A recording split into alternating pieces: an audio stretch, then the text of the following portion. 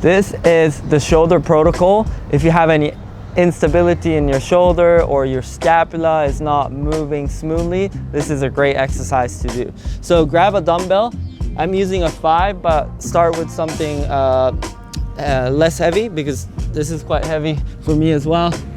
What you're gonna do is you have your palm facing down, your belly is on the floor, and then you're gonna lift this for 25 times, and then switch your palm facing upwards, and you're gonna lift that for 25 times, and then you're gonna move it to the side and lift it for 25 times. So you're basically working your external rotation from different angles, which is going to be great for stabilizing your shoulder. And obviously the regression is not using the weight and doing the same movements. So you're going to get back on the floor, you're going to lift up, and then to the side.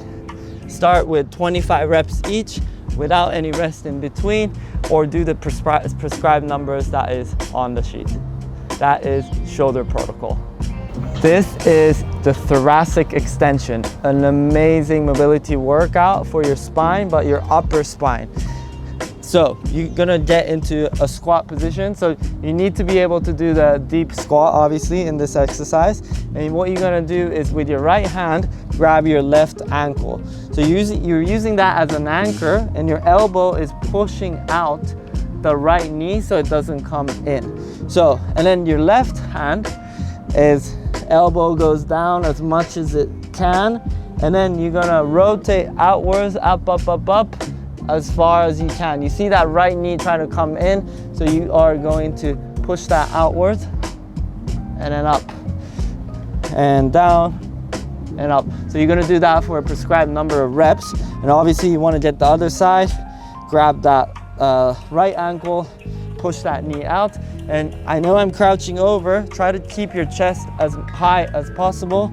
Elbows down, back up, elbows down, back up. If that is too hard for you, what you're gonna do is get into a wide stance. And what you're gonna do is get a yoga block or a box so that you can rest your hand here. If you can, put it on the floor, and then you are gonna open up the upper spine and back this way.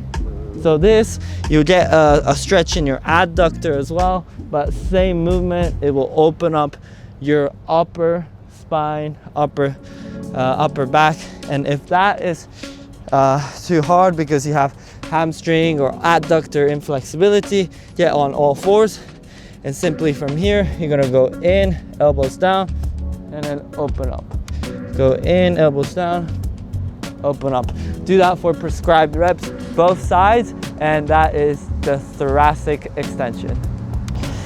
This is another upper spine stretch. It's called the box stretch, although we're using a chair.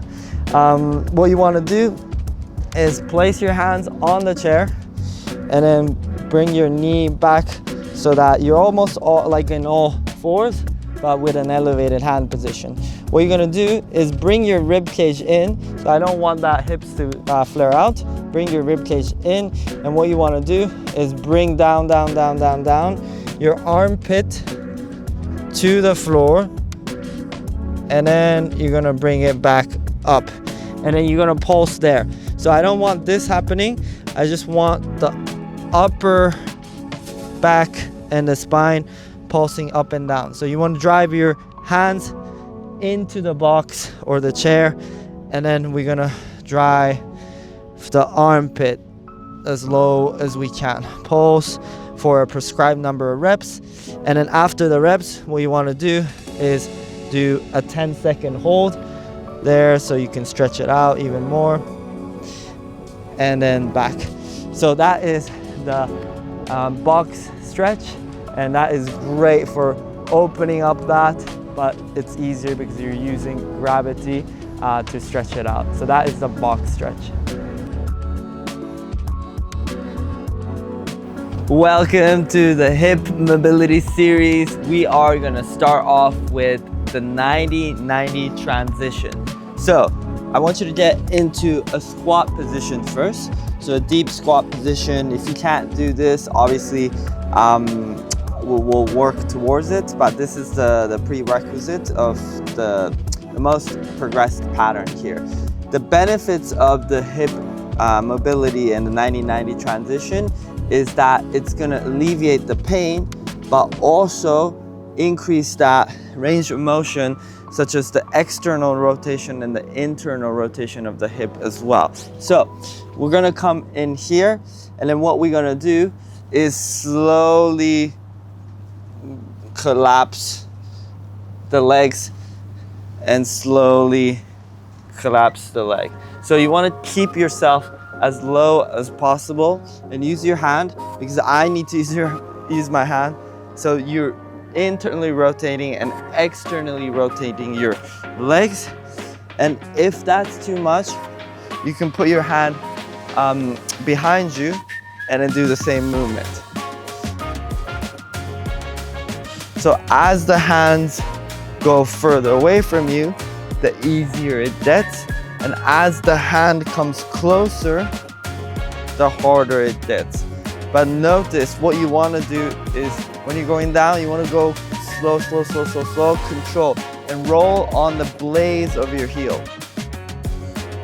And then eventually, you want to get into a squat position, and then roll, roll, roll, roll, roll, and then bring yourself up, roll, roll, roll, roll. So this is a great transition exercise for your hip mobility. And then if we can regress it even more, what we can do is just focus on one. So this is the external rotation, external rotation, external rotation. And then we can just focus on internal rotation, internal rotation. And do that together. This is more like the 90-90 mobility exercise, but what we want to do is make it a little bit harder. Come here, and if you can, advance it to here and really make it slow, slow, slow, slow, slow. I still need to use my hand, but eventually I should be able to do this without my hand. Slow, slow, slow, control, control, control. All right, that is the 90-90 transition. Okay, this is the wrist roll. So you're gonna assume a high plank position. I'll give you the regression later as well. But here, oh, and before we go into this, what we wanna do whenever we're working on the wrist or doing a plank, we want to align the shoulder, elbow, and the wrist stacked on top of each other. And then we wanna externally rotate that so this part of the elbow is pointing forward, okay? So you're gonna stack it on top, externally rotate, and then we're gonna get into the plank position. From here, you're gonna lean forward and create that circle to one way. So as you move around, you will feel the front part of the wrist having pressure, back, side. And really, you wanna make sure you're increasing the range of motion for the wrist and working on making those cartilage, tendon, and the small muscle around it strong. Okay, and then after that, go to the other side. And if that is too hard for you, what you can do is start in the knee position and lean forward and then do a circle. So there's that regression for the wrist roll.